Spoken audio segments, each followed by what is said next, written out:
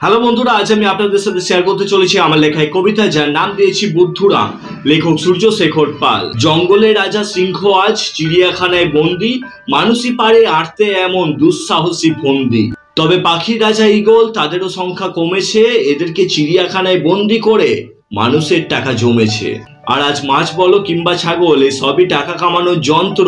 আর পুরুত মশাইও টাকা কামাতে পাঠ করছে মন্ত্র। আর মন্ত্রের মানে জিজ্ঞাসা করলে তিনিও বলবেন জানি না। আর মন্ত্র ছাড়া পুজো হয় এটা আমি মানি না। তবে আমার প্রশ্ন এখানে, তোমাদের চিন্তা ভাবনা শেষ যেখানে।